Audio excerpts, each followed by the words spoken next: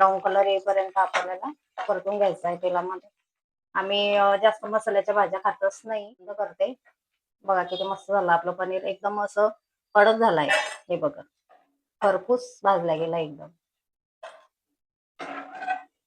आवाज पण येत असेल तुम्हाला, आवाज बघू शकता तुम्ही, एकदम खरपूस भाजलाय. आता आपण याच्यामध्ये काय काय मसाले टाकू ते बघूया. आधी मी याच्यातलं थोडं तेल काढून ठेवते, कारण एवढ्या तेलामध्ये काही भाजी आम्ही, पण पहिल्यांदा मी एक वेळेस बनवली होती, ते एवढी मस्त झाली होती, एकदम मस्त झाली होती.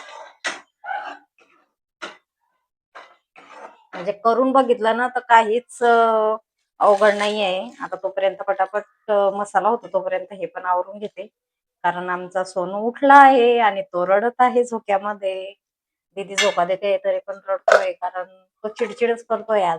आणि मटर पण थोडे नरम झाले.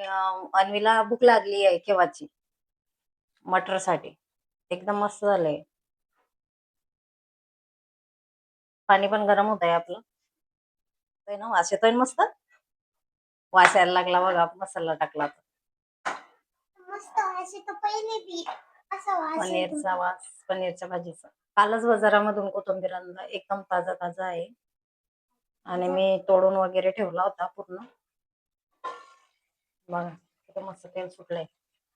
त्याच्यामध्ये आपण कोथिंबीर टाकू.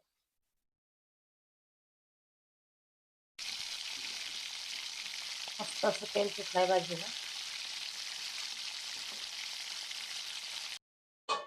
परत एक वाफ.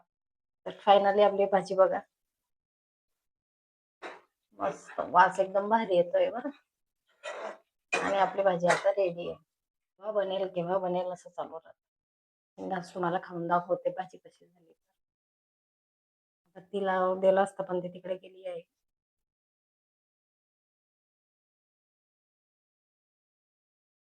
भाजी खूप गरम आहे, गरम गरमच खायची मजा आहे थंडीमध्ये.